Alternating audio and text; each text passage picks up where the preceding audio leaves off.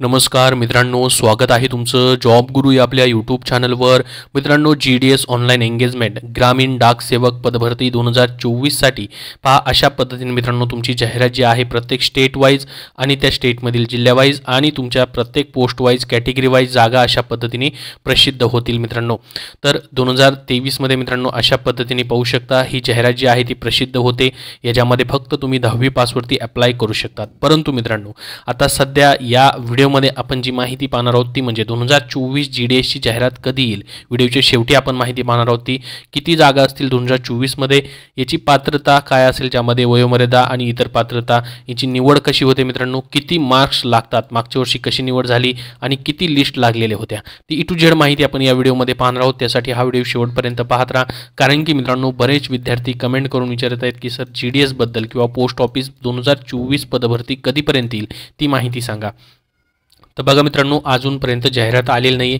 ही 2024ची जाहिरात कधीपर्यंत येईल, कुठल्या महिन्यामध्ये येईल, त्याची माहिती मी तुम्हाला व्हिडिओच्या शेवटी सांगणार आहे. त्याच्या अगोदर या पदभरतीबद्दलची महत्त्वाची माहिती ती आपण पाहूयात. तर बघा मित्रांनो, ही नोकरी का करावी याचं खूप महत्त्वाचं एक बेनिफिट आहे. तर याच्यामध्ये कुठली पदं भरली जातात नेमकी, तर ग्रामीण डाकसेवक GDS ही पोस्ट भरली जाते मित्रांनो. ब्रँच पोस्ट मास्टर BPM आपण त्याला म्हणतो आणि assistant branch post master ABPM डाकसेवक ही पदं या ठिकाणी भरली जातात. या पदांची मित्रांनो भरती केली जाते. ही कायमस्वरूपी परमनंट जॉब आहे मित्रांनो, केंद्र सरकारचा जॉब आहे. ही जी जाहिरात असते मित्रांनो directly ministry of communication department of post government of इंडियाकडनं या ठिकाणी काढली जाते. डाक भवन संसद मार्ग न्यू दिल्ली या ठिकाणावरनं. तर बघा मित्रांनो, पगार या पदासाठी तुम्हाला जो असतो याच्यामध्ये तुम्हाला BPM म्हणजेच ब्रँच पोस्ट मास्टर तुम्ही झालात तर 12,000 पासून ते 29,380 पर्यंत पगार असतो. म्हणजे 29,380 पर्यंत तुमचा बेसिक पेमेंट वाढत राहील. याच्यामध्ये ABPM किंवा डाकसेवकसाठी 10,000 ते 24,470 पर्यंत पगार असतो. प्लस याच्यामध्ये मित्रांनो तुम्हाला अलाउन्सेस असतात. तर आता तुम्ही म्हणाल की मग हा एवढा कमी पगार कसं काय या पदासाठी, परमनंट जॉब असून देखील. तर बघा मित्रांनो, यामध्ये तुम्हाला भत्ते देखील भेटतात.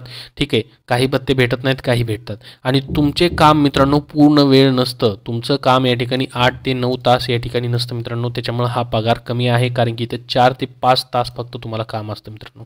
एक तेवढ्या वेळापुरतीच ते पोस्ट ऑफिस ओपन असतं मित्रांनो. त्या ठिकाणी तेवढा वेळ तुम्हाला दिला जातो. मग सकाळ शिफ्ट दिली जाईल किंवा संध्याकाळची दिली जाईल, अशा पद्धतीने असतं. 4 ते 5 तास, कमीत कमी 4 तास या ठिकाणी तुम्हाला काम असतं. त्याच्यामुळे मित्रांनो हा पगार तुम्हाला एक कमी प्रमाणात दिला जातो. याच्यावरती मित्रांनो विचार देखील सुरू आहे की फुल टाईम करण्यासाठीचा, परंतु अजून ते झालेलं नाही. तर बाकी राहिलेल्या वेळेमध्ये मग तुम्ही इतर नोकरीही करू शकतात किंवा मित्रांनो तुम्ही इतर परीक्षांचा अभ्यास करू शकतात. ही तुमच्यासाठी खूप मोठा चान्स असू शकतो इतर परीक्षांचं प्रिपरेशन करण्यासाठी. आणि महत्त्वाचं म्हणजे हा जॉब तुमच्या घराजवळ तुम्हाला भेटतो. तुम्ही तुमच्या पोस्ट ऑफिसमध्ये मित्रांनो अप्लाय करू शकतात. तुम्हाला तुमचं पोस्ट ऑफिस जवळचं जे आहे तुमच्या गावातलं आहे तिथं राहून हा जॉब करता येऊ शकतो. तर 2024मध्ये मित्रांनो नेमक्या जागा किती असतील आता ते पाहूयात आपण. तर बघा मित्रांनो, 2023 मधील ह्या जागा ज्या होत्या ते 30,041 जागा ऑल ओव्हर इंडियामधून निघालेल्या होत्या. त्यामध्ये महाराष्ट्रामध्ये मित्रांनो किती जागा होत्या तर 3,078 जागा होत्या. या ठिकाणी फक्त महाराष्ट्रामधील मराठी मुलंच अप्लाय करू शकत होते. कॅटेगरी वाईज जागा होत्या, ज्यामध्ये open, OBC, SC, ST, WS, PWD ह्या सर्वांसाठी देखील वॅकेन्सी होत्या. PWDसाठी देखील वॅकेन्सी होत्या. तर एकूण 2023मध्ये 30,041 जागा होत्या. महाराष्ट्रामध्ये 3,078 जागा होत्या. तर 2024मध्ये मित्रांनो यापेक्षा जास्त जागा असतील, म्हणजे 30,000पेक्षा जास्त जागा निघतील. महाराष्ट्रामध्ये देखील मित्रांनो जास्त जागा असणार आहेत. तर हे जागांबद्दलचं झालं. आता मित्रांनो याची पात्रता बघा, तुम्ही 10वी पास असाल मित्रांनो तर हा तुम्हाला अर्ज 100% या ठिकाणी भरायला पाहिजे 10वी पास असेल तर. कारण की याच्यामध्ये मित्रांनो आपण जर बघितलं फीस तुम्हाला फक्त 100 रुपये असते OBC ओपन कॅन्डिडेटसाठी. आणि जर तुम्ही महिला, त्यानंतर SC, ST, PWD उमेदवार आहेत तर कुठलीही फीस तुम्हाला नाही, फक्त ऑनलाईन फॉर्म भरायचा आहे. आणि 10वी पासवरती या ठिकाणी त्यांनी मागितलेलं आहे. 10वीमध्ये फक्त तुमच्या या ठिकाणी लोकल लँग्वेज म्हणजे मराठी विषय तुमचा असणं गरजेचं आहे. आणि या ठिकाणी कुठलेही सर्टिफिकेट बाकी लागत नाही, फक्त कॉम्प्युटरचं नॉलेज तुम्हाला असणं गरजेचं आहे आणि सायकल चालवता येणं गरजेचं आहे. आणि त्या एरियामध्ये तुम्ही जे अप्लाय करताय तेथील तुम्हाला माहिती पाहिजे, एवढंच पाहिजे फक्त. कारण की आता मित्रांनो बघा, या ठिकाणी 10वी पास आहात तुम्ही, पास केलेली तरी फक्त अप्लाय करायचं. कारण मी तुम्हाला सांगतो, कारण की मार्क्सवरती तुमची मित्रांनो निवड होते. इथं कुठलीही परीक्षा तुमची होत नाही. तुम्हाला परीक्षा परीक्षेला जायची गरज नाही, अभ्यास करायची गरज नाही. या ठिकाणी फक्त तुमच्या 10वीच्या मार्क्सवरती निवड होते, मार्क्सवरती आधारित निवड असणार आहे.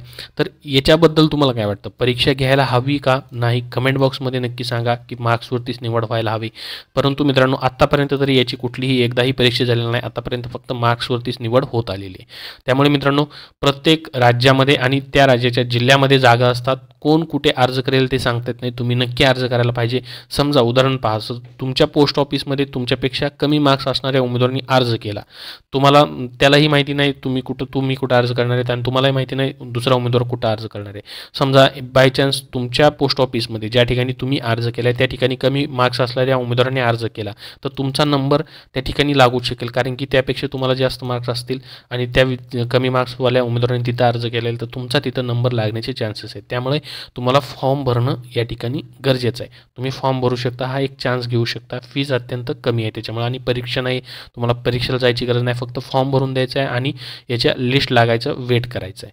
याच्यामध्ये एज लिमिट देखील पहा 18 ते 40 वर्ष असतं. त्याचबरोबर एज रिलॅक्सेशन देखील तुम्हाला भेटतं, ज्याच्यामध्ये पहा SC STला 5 वर्ष, OBCला 3 वर्ष, PWDसाठी 10 ते 15 वर्षापर्यंत एज रिलॅक्सेशन असतं. याच्या लिस्ट किती लागतात? तुम्ही फॉर्म भरल्यानंतर मित्रांनो तुमची पहिली लिस्ट लागते शॉर्टलिस्टेड उमेदवारांची. समजा 3000 जागा आहेत तर 3000 जागांची पूर्ण उमेदवारांची लिस्ट लागेल निवड झालेली आहे.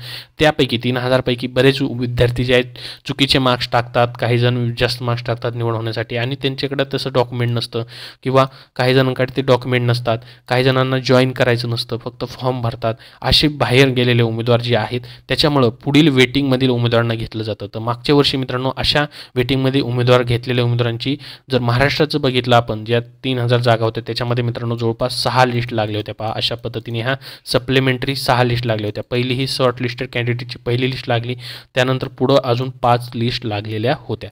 कमीत कमी मित्रांनो 6 ते 7 वेटिंग लिस्ट लागतात. त्याच्यामुळं तुम्हाला मित्रांनो 2024मध्ये या ठिकाणी आपण जर बघितलं तर तुमचं जर पहिल्या लिस्टमध्ये सिलेक्शन नाही झालं तर किंवा या ठिकाणी दुसऱ्या लिस्टमध्ये नाही झालं तर तिसऱ्या, चौथ्या, 5व्या लिस्टमध्ये तुमचं सिलेक्शन होऊ शकतं. त्यामुळे अशा भरपूर साऱ्या लिस्ट लागतात. तर हा एक तुमच्यासाठी चान्स या ठिकाणी असेल. तर आता पाहूयात आपण की 2024ची नेमकी जाहिरात कधीपर्यंत येईल. तर बघा बऱ्याच ठिकाणी पाहिलेलं असेल तुम्ही की एवढे जागा निघालेल्या आहेत, इथं अर्ज सुरू आहेत GDSचे, अशा पद्धतीने व्हिडिओ देखील तुम्ही पाहिलेले असतील. परंतु मित्रांनो अजून कोणतीही जाहिरात आलेली नाही, लक्षात राहू द्या. ज्यावेळेस ऑफिशियल जाहिरात येईल त्यावेळेस तुम्हाला आपल्या टेलिग्राम चॅनलवरती आणि आपल्या यूट्यूब चॅनलवरती व्हिडिओ बनवून माहिती दिली जाईल. आणि बरेच उमेदवार कमेंट करून देखील विचारत होते की सर या भरतीबद्दलची माहिती सांगा, याचे 2024चे नेमके फॉर्म कधी चालू होतील, जाहिरात निघालेली आहे का? बऱ्याच ठिकाणी आम्ही पाहिले की जाहिरात आलेली आहे असं म्हणून. तर मित्रांनो जाहिरात आलेली नाही आहे, त्यामुळे ही तुम्हाला मी माहिती देतोय, ती देणं गरजेचं होतं, त्यामुळेच हा व्हिडिओ बनवतोय. तर बघा 2024ची जाहिरात कधीपर्यंत येईल मी माझ्या अंदाजे माहितीनुसार सांगतोय मित्रांनो. तेव्हाच येईल असं काही नाही, फक्त एक अंदाज आहे कधीपर्यंत येऊ शकते.